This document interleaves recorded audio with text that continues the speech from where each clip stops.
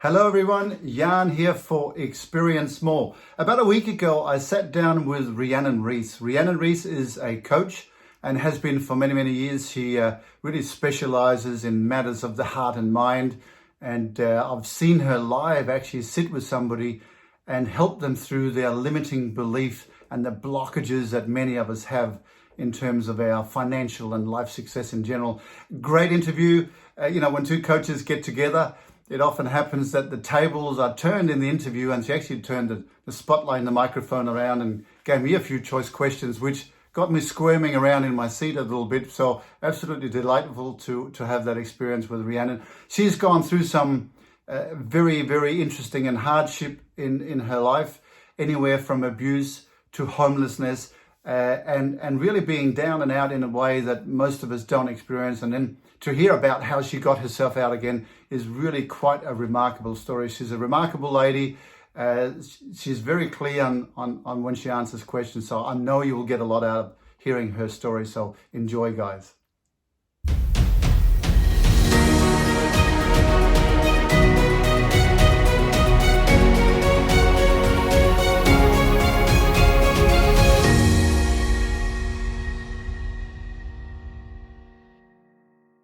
Great.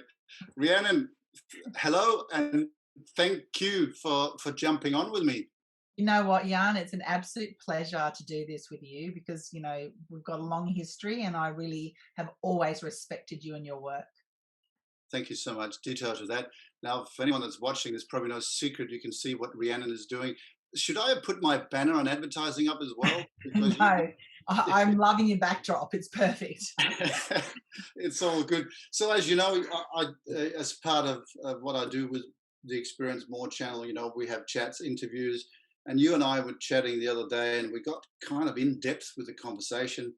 And then the thought was, wouldn't it be great if this was recorded? So I'm wondering if we can maybe recreate that chat. I don't even know what we're talking about, but it was great. Yeah, I think we were talking about like some of the emotional traumas and things that we've been through in our lives that, have shaped us and we've gotten through. But what I'm really thinking is you just want to see me cry live on your show. Yeah, You absolutely, know, absolutely. I know, and I know you want to return the favor, and I'm I going to so clinch. do. I'm going to. We talked about that. I'm going to clinch my jaws as much as I can to avoid being an emotional male because we can't have that. Yeah, we're going to have it. Let's So, break them off. give us a for people who are watching that don't know you, and let's do a 60-second. Who is Rhiannon? What do you do? Who's Rhiannon? What do I do? Because I lived in so much pain for so long in my life, my big motivator is to make sure that people don't live in pain. So I want to help people. I love being a mum. I love helping people. I love people. But it was driven by all the pain that I had, up until I was probably about 40, because that's just the life that I chose, the life that I led, the life that unfolded. So I could have made some better choices, but would I have the same learning? Absolutely not. Interesting. I'll get back to that in a second. Life you chose. Mm. Wouldn't most people go to this space of saying, well, I didn't choose that, life was just done to me, I was just unlucky, or people were mean, or life was mean. But you actually say the life you chose. Did you see that way back then?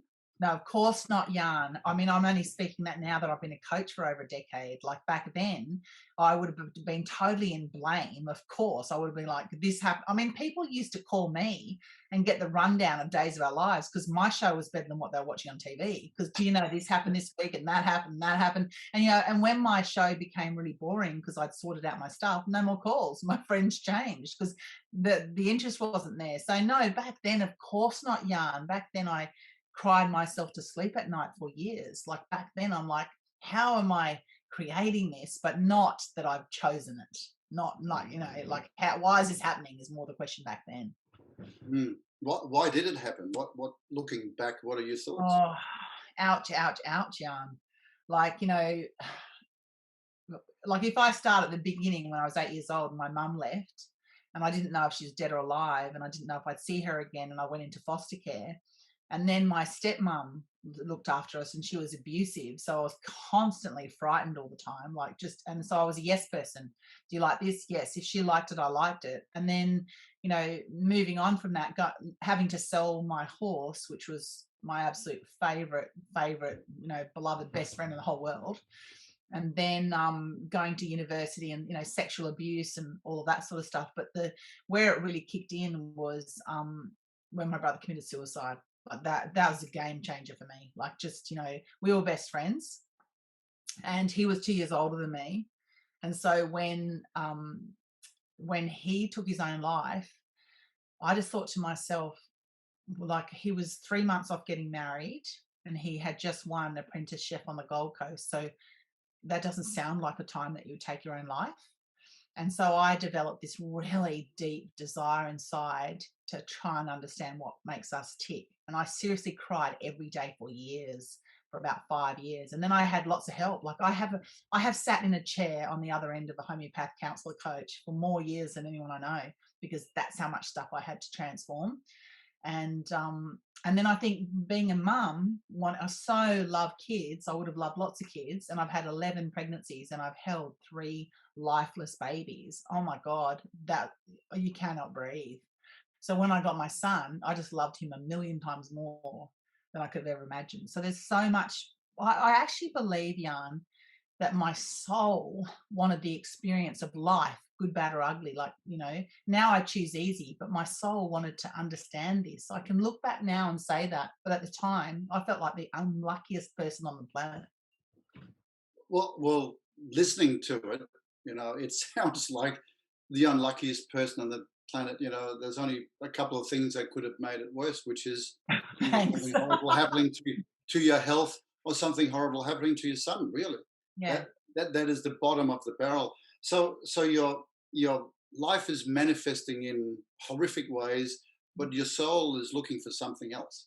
Yeah, I think so. Like my life was just a series of constant explosions. Like, every week there was always something big. And I think the defining moment for me with all the coaching and the counseling was actually when I became homeless. Like when my husband came out and ended up having a full sex change and becoming a woman. And at that time, I didn't realize I was in shock. And that was 12 years ago.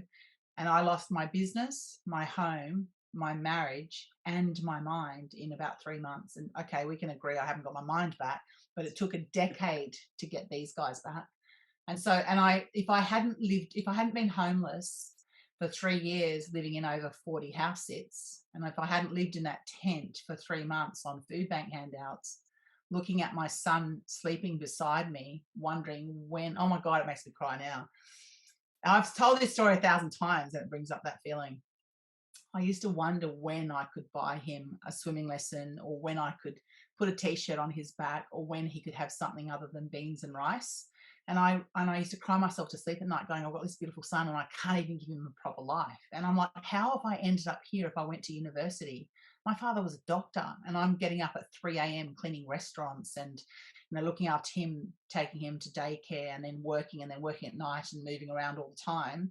What I didn't realize, Jan, was at that time, I had a poverty victim scarcity mentality, and it was shaping my life, and my identity was tagged to that. And through great coaching, I've transformed that, and you know the rest. But living in that pain, the only reason I'm on the top, like back banner stuff, is because the pain was that bad. The motivating factor is how far can you go to get away from that? You know how it works. Yeah, absolutely. I mean, I've never been in your situation. I could imagine. We can handle pretty horrific stuff, but when it involves our kids, the guilt, That's it. the guilt at that moment must have just been. I can't imagine. It must have been horrific. But it's interesting when you look back. What is your son's recollection of that? Probably vastly different to yours. You know what? I love your questions, Jan. You're such an insightful, interviewer, because everyone asked me what was it like, and God bless him, Jan. Those first 5 years, we had literally nothing, like literally nothing. We were living on beans and rice. And do you know how many? You bastard! Do you know how many times he actually asked for something like a present or something in those 5 years? Probably never. Never, because he knew I couldn't do it, yeah. He didn't want you to feel the pain of having to say And, no. and you know what I said to him the whole time? Because I didn't want it to be traumatic for him. I said to him, every time we had a house sit and we had to move, I said, oh my God, this is an amazing adventure. We're going to a new place. But inside, I was dying. Well, he was excited. Yeah. So he was like, so when my son went to kindergarten, he could not sit still. He'd be like this, tapping and moving and stuff because his whole life was just moving. It's funny because we think the things that are important, the moments that are either traumatic or great for us, our kids don't even register. You know, they Of see course not. something else, they feel something else. He probably enjoyed the fact that you were together all the time as much as you were. Of course. But I've got a question for you. And I know you're interviewing me, but I've got a question for you. Don't lean back in the chair. I Oh, know that's oh good. no, no. Yeah, okay, go for it. Go for it. Hang Yeah. on. I'm Yeah, ready. exactly. Get into the Zen place first. Yeah, My I'm just question for cleansing my you is, mind here. Go for it. what is it inside you, Jan, that because you're incredibly admired in your field, you've done very well in lots of businesses, not just the business that you're in, but what is in it?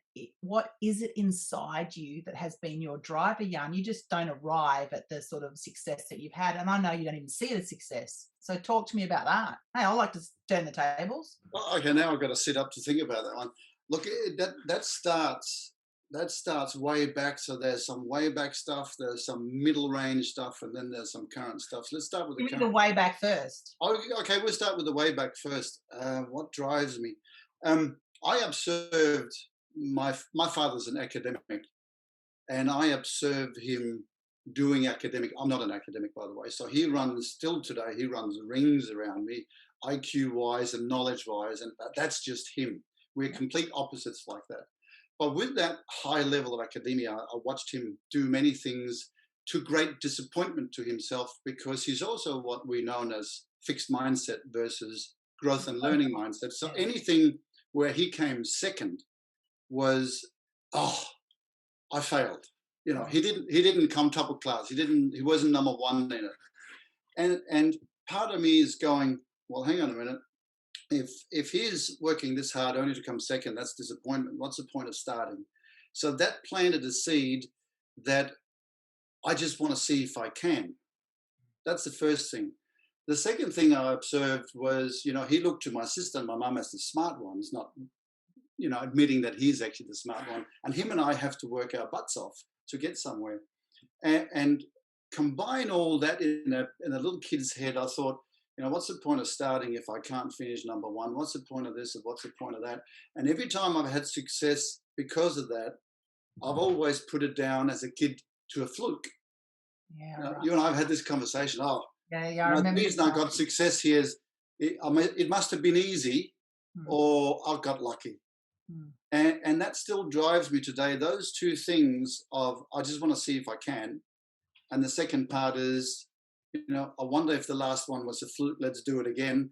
I am on a constant journey to prove that those two statements are not necessarily true. No, I am glad that you said that because I know that for me, with you, there's a major disparity between how you see your own success and how everyone else sees your success because everyone else aspires to be you in terms of the success that you've had. And you just go, I don't even think that's success, so what does even that mean? I don't know. I look at what you're doing and I get the feeling that you have arrived. And I still get the feeling. I've never arrived. Well, that's what I see, right? Rhiannon said arrive and you really got your SIHT together. And I'm going, I can I'm spell.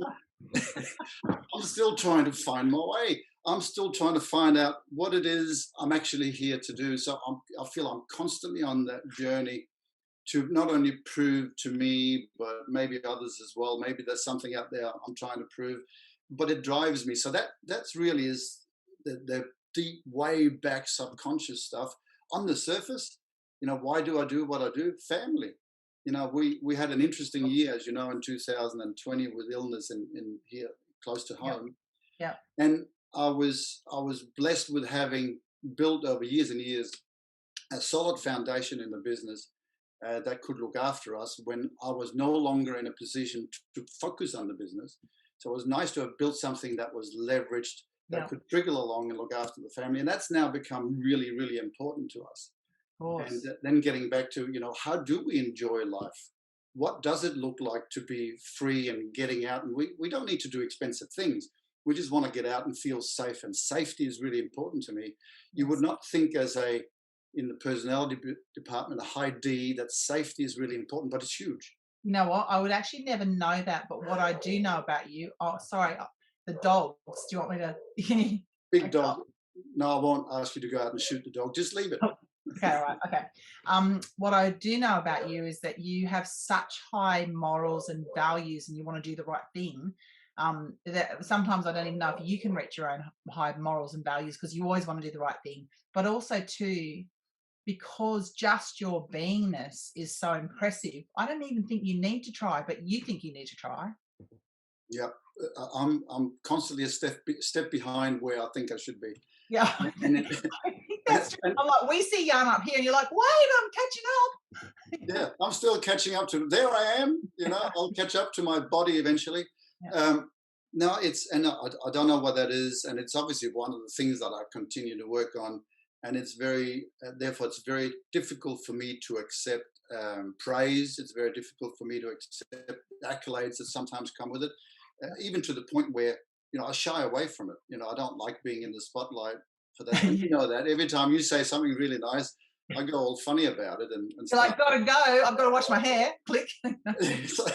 something like that. And it's stupid, really, because we should just, I should just live in the moment and just let it be and just accept what has been good, bad, or indifferent. And if it comes with accolades, it comes from accolades. But I think coming from a humble background, which I got from both my parents, which I appreciate greatly, is that if you have success, you don't have to stand there and beat your chest yourself, and become a smart aleck about it. So Yeah. it's that humbleness.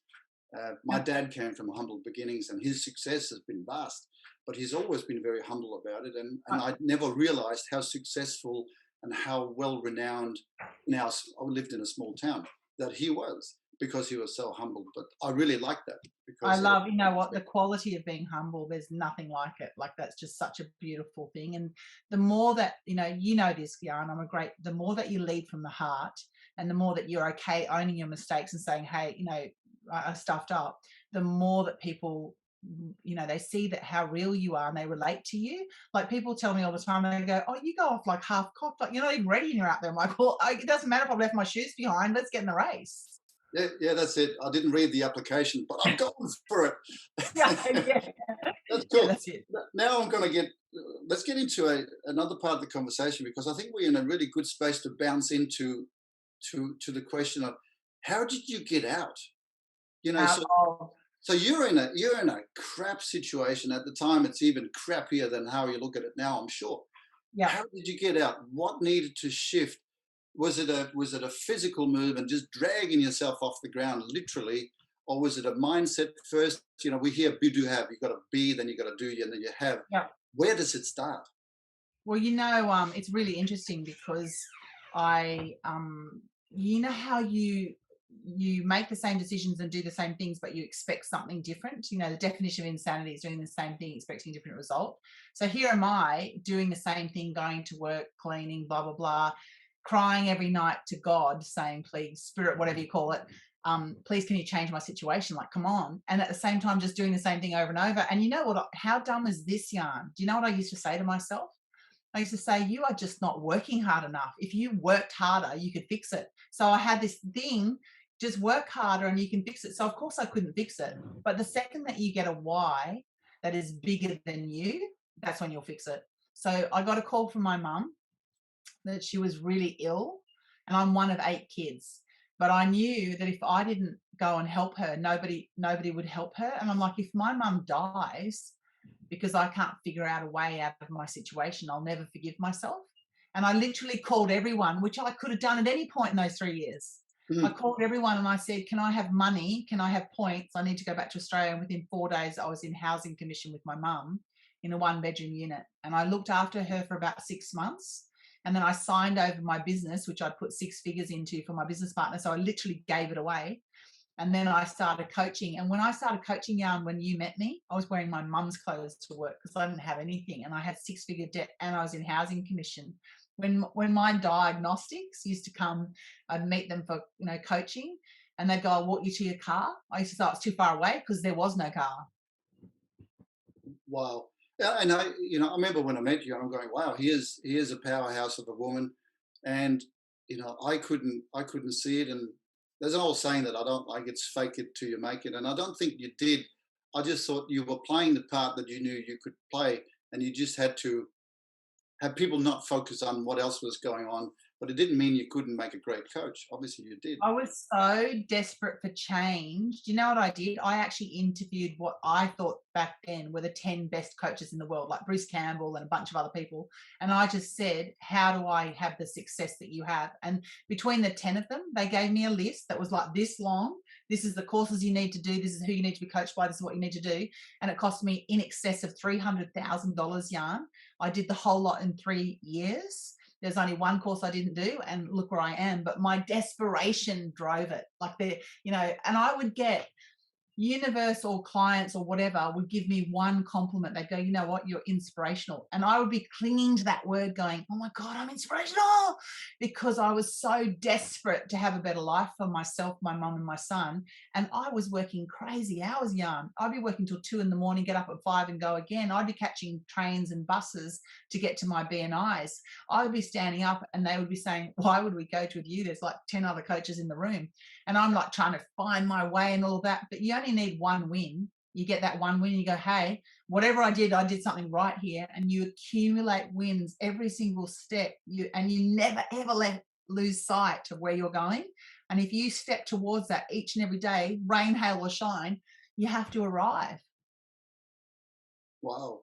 And yeah, wow, that's a nice comment. That's a nice thing to say. No, I'm just sitting here. I'm rolling all this information around in my head. I'm going. I'm just amazed because, where are you now? Just tell us a little bit about where you are now, because it's quite a different lifestyle. I know you command exceptional coaching fees as well, and people get the value for it. They're happy to pay the hundreds of thousands of dollars that you ask for in return for your services. Yeah, well, now in the last 2 years, I've been ranked one of the top coaches in the world.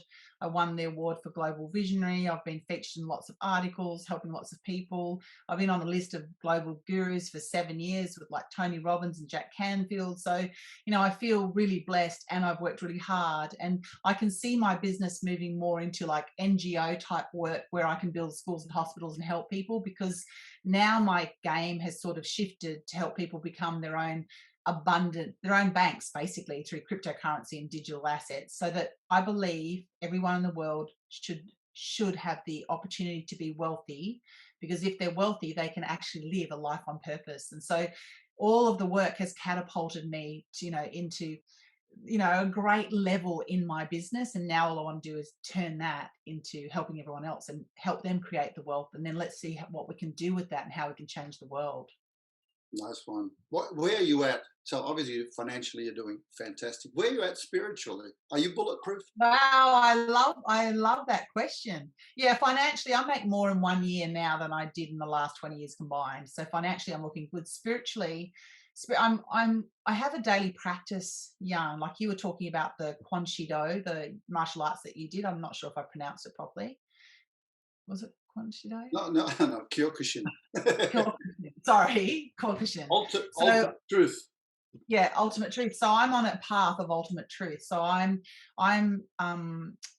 doing daily consciousness practices every day, like meditation, yoga, gratitudes. I am. So I'm constantly in that space. And the other thing is too, whatever happens in my life, good or bad, I take it all as a blessing, because everything is showing me my path. And it's about I don't want any regrets, and I want to make the most massive change I can make. So spiritually, the thing that's most important for me, Jan, and you would know this, is loving kindness no matter what. Loving kindness, that. And I think it's because I had so much abuse for so long that kindness to me is my number one value. I get that. But at the same time, you must have made a decision at some point, because some people, they turn Not to bad. be an axe murderer. Yeah, exactly. Well, you might as well turn into be a meanie, and run around and return the favor, so to speak. And that's often how axe murderers and other abusive people are created, because they just recreate it, or they do the payback. Yeah.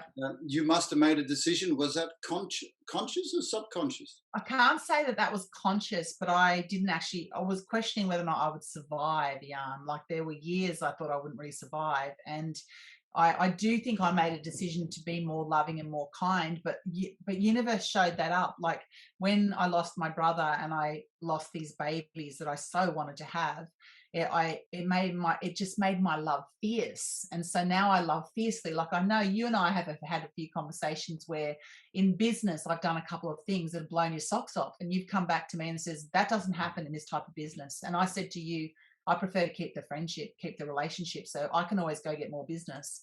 And I'd rather come from that space. So I don't think it was it's like going under the carver's knife. I'm constantly being carved by the experiences that I draw, and I'm looking at myself going, how have I created this? And I'd rather be more loving and more kind. Um, I like the path, and I do feel very connected to whatever you call it, source, I feel very connected. Yeah, I can tell. I've always had the thought that integrity, it's for starters, it's rare, because integrity, when you look at the word, it means unbroken, whole, all sorts of Mm. things, and no leaks, in other words. Yeah. But the way you approach integrity, but sorry, go back. I've always maintained that it comes at a price. Integrity comes at a price, and often the price is financial. But I've seen you and talked to you about, you've taken that to extreme levels, where I'm going, you've walked away from stuff and going, no, nobody else would have done that. You've just got, no, I'm not going there. I'm not doing that, because it's not integrity to me. It's not integrity to my love and happiness, and caring for others. It's not my integrity to other people, to the cause. And you've walked away, and it's blown me away. You probably walked away from more that you've gained. You know what? I'm hearing what you say, and at the same time, I think there's more than enough abundance out there for all of us. We just have to be able to see it, and I'd rather, allow that to line up. And for me to see that the way I do business is shifting the way people think about business, that makes a really big deal to me, because I'd rather keep the family. And I guess because I didn't have my mum for 10 years and I was in foster care, that's a really big driver for me, is to keep it together, because it's something I like to keep it together. So if I, maybe it looks like I'm losing money here, but I'm feel so abundant, Jan, who cares? Yeah, no, I get it. I get it. Don't know whether everyone's going to get it, but let's hope, because it's such an important part of Well, life. I think the other thing is too, like, because of the integrity that you have such high integrity and such high values, and you do want to do it right, that actually allows you to go in at the top end of businesses, like the founders and the CEOs, and be, in the same realm, at the same level, in the same conversation with ease. It's effortless for you to do it. Whereas other people, just all their stuff comes up and they can't do it. It's funny, because I remember, I can't remember where the turning point was, but I remember the first time I felt it. I used to look at these people as, I need to impress them, or I need to say the right thing, I need to do this, I need to do that. And somehow, I think it was 10 odd years ago, I found a shift, and I know what I did. I did a course. I'm sure you've heard it, Money Are You. Yeah, that's where I met you. I actually met you on that Money and You course, the Oh, did one we? with I forgot in about that. Melbourne. That was You're like, right. 12, 13 years ago. Yeah, yeah. No, is it? Yeah, it could You be. you were a volunteer and I was doing the course. Well, there you go. And and there was an exercise we did, and it was the be with exercise. I don't know whether you recall it, where you literally sit kneecap to kneecap with somebody else Yeah, I for love that. what Yeah, seems like an eternity, and you stare into their souls through their yeah. eyes. And the facilitator of the course reads out, just like you, this person. I remember that. It's very Remember that? powerful. So Yes. powerful. And from that moment onwards, everything, I just got goosebumps reliving that moment. Ever since that time, when I get in the room with somebody else, I look at them, no matter how much success they've had, how much money, how in awe everybody else is them. And those words just come to mind, just like you, whatever Yes. is next. That's so beautiful because I do it a slightly different way. Like, yes, I did the exercise, but you know what I see every time I meet anyone? I see the baby that they were when they first arrived here, because you will love every baby, and inside every person is that baby that first arrived. And I'm like, so I'm in love with people because inside them there's a pure soul that arrived, a pure soul, and we've just got whatever we've got that we're working with. What a gift and an ability to see somebody's innocence Yeah. through whatever exterior facade that we have, through whatever they might or might Yeah. not have done. You can still see the innocent, you know. Exactly. Like, it With- actually annoys my mum, Yarn. She goes, "You always see the good in everyone else." I'm like, why would I want to see anything else? You It's a know? good point. Then I say, why are you always happy? Well, why wouldn't I be? Yeah, exactly. I'm a very joyful person. And I think the thing is too, because I've experienced so much death in my life, I really get the concept of how precious time is. And I don't want to waste 1 second. Like, if I'm 5% not happy, I'm not doing it. What that's true. So what's next for you? What you said? You know, What some. What's next for me is I'm going to enroll this amazing, amazing guy called Jan Bidstrup to help me build those schools and hospitals all over Africa and all over the world, because we're in an opportunity where we have incredible abundance and we can share it in so many different ways. So I really believe there's no accident that came to us. And so I see a turning point in the next 12 months where that's actually going to filter out to millions of people. And I know I don't want to share too much in detail, but I see that as filtering out to millions of people. So for me, to be able to do that and help people more will just be massive. Like, yeah, yeah. And also too, I love adventure. Like, I love adventures. You can't see me behind me. I have a wall of all these holidays I want, and it's like the most exotic whatever. And I'm like, yeah, that's happening. And just being daring in your own life, like, go for it. You're dead tomorrow, so go for Yeah, that's putting it bluntly. So, it. how's your son? How's he doing? How has that shaped? Because we always, how do these events shape our kids? You shared a funny experience with me this morning, but how is he doing? How do you see what Oh, I'm happened going to shape his? I'll mention that funny experience, which is good too. My son, it's like having Yoda as your son. So he grew up in absolute poverty for the first 5 years, but he doesn't really remember it. And then we've had quite a lot of wealth, so he's had a lot of abundance. But I think because he's been coached for 12 years, Jan, he's been coached for 12 years, he dishes the coaching back to me. So he takes full responsibility for himself. Like, one day I can't find the car keys, and I'm like, oh my God, where's the car keys? And he just goes, Mum, that's not my responsibility. And I'm like, I know, but where are they? I still And don't so know. he has this long-term plan in his head, and it's a very massive plan, Jan. And I said, well, how are you going to go with that? And when there's obstacles, he goes, what obstacles, Mum?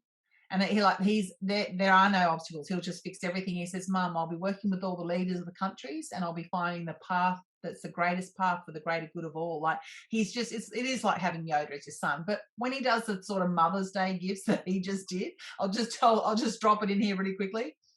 I said to my son, he said to me that no one ever keeps their New Year's resolutions. And I said, that's just a mindset, because if you really want it, you'll do it. And he goes, yeah, sure, Mum. I said, I'll show you. I won't have any sweets for a year, which is, how dumb is that? Next time I'd change that.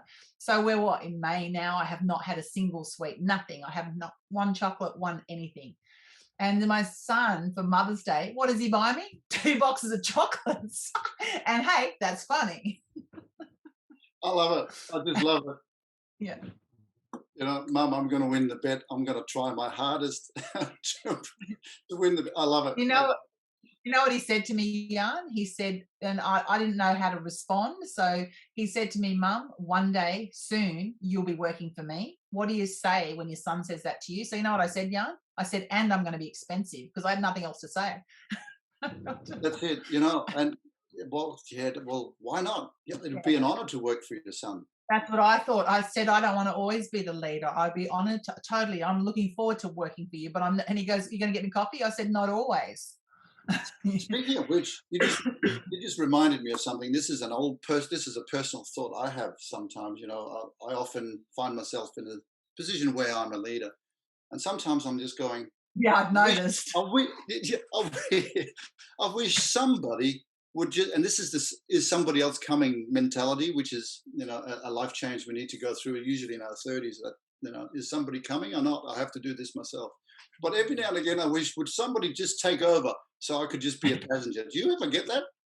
Yeah, yeah, I mean, sometimes I just say I just do not want all this responsibility, but it also passes because with that responsibility is freedom as well. Like you're not cut out to be a passenger, Jan, and neither am I. Like we've been leaders for way too long, and you know what? Yes, I'll be happy to pass it to my son and work for him. Absolutely no problems at all. I You are who you are, who you are. So, you being a passenger would last 5 minutes, Jan, because you are a leader. You know you're a leader. You do things, you do amazing things, and people seek what you have because you're really good at systems. You know how those businesses run. So people go, how does Jan do it? And you have something about you. And I think that's a bit of I know you don't like it, but it is a bit of a star quality. Well, that's just who you are. That's how you show up. You don't have to try. That's who you are. Thanks for making me feel uncomfortable again. Yeah, yeah, that's right. All that thing. Oh, did you just duck somewhere? Oh, God. I just mentally went out of the room while you talk about Call of Duty. It's weird. Yeah. Hello. It's wacky, and what do we do but work with it? But you're right. Sometimes I wish I was a passenger because there's a little part of me deep down that's actually quite lazy, which That's what you say. That's what you say. yeah, and he's like, what? How do I work with that? How do I make that work for me? And going, You don't look lazy. You don't look lazy. uh, yeah, that's true. But to be lazy or allow yourself to be lazy or work less, you actually have to work really hard to get good at something so you can do it in less time. I remember my son was, That's not lazy. That's mastery, Jan. That's not lazy. That's mastery. but the motivation is laziness. Okay, true, true. I remember my son. I can't remember when it was. They were little, probably around 10 years of age. And he goes, Dad, how come you do everything really fast? Like doing the dishes, for example, when they were staying over with me. I said, because I don't like doing the dishes, so I just want to get it over and done with. And I get things done really, really quickly, especially if I don't like it. I remember when I started my own business the first time, I'm not a fan of doing accounting. I'm just to me it's boring. So I became really good at it. So I could do all my GST and everything in literally 30 minutes every 3 months. And I've used that as a tool all along. In order to do less of what I don't like, I just have to become super proficient at it or farm it out, of course. Yeah, absolutely. Because I've done lots of keynote speaking events all over the world, and that's something I really love. And the hardest thing to master, you'll know this as a keynote speaker, is actually to master silence because you're being paid to speak. But silence can be so powerful. And I think, when you're talking about mastering the numbers so that you can, make that work for you, so you understand that you can make it work. For me, mastering that silence meant that I could actually have a greater significant impact in the audience or where, but man, was that hard because I'm being paid to fill a space. Mm. Well, I think most people that speak have gone through that journey at some point. Not everybody masters it, but I learned that from one of our fellow coaches, and we were doing a workshop for about 50 people, and he taught me about silence, and I realized that when you say something and it's significant and you haven't added a fill-in word afterwards to fill the pause, you can almost hear the clicks in the room as the brains tick over, and they get it. And That's it's it. funny because they get it because you just got it. Yeah. You can Yeah. feel that they got it, and now you got it, and going, oh my God, I just got it because they got it, and it's sort of bouncing back and forth. It's a powerful moment, but It's so true. it is difficult to master. I'm just looking at the time, Rhiannon, and I think we need to start wrapping it up unless there's something else scary you want to add to the conversation. The only thing I'm going to add is it's so important to find that journey that fills you up with, and people that experience happiness to a different level. But if you don't find that place that makes you happy, what is the point? Because so many times you're seeking something that's out there. If I have that, the house and the car will be happy. But the happiness resides here, and it's different for all of us. So the second that you start your journey here, everything else will manifest faster. That I know it sounds trite, but it's so important to find that inner happiness. The rest will show up for you. Yeah. So start the journey by what? Just starting. Just start and then check in with yourself. Does this make you happy? And if it doesn't, then check out with yourself why you're doing it. Absolutely awesome. For everybody that's been watching this, thanks for watching, guys. I hope you got some value out of my chat with Rhiannon. She's absolutely amazing.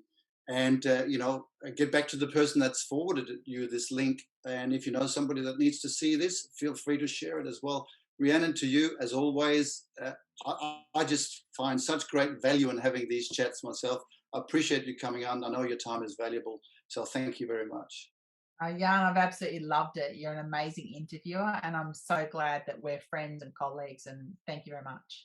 My pleasure. Cheers. Cheers.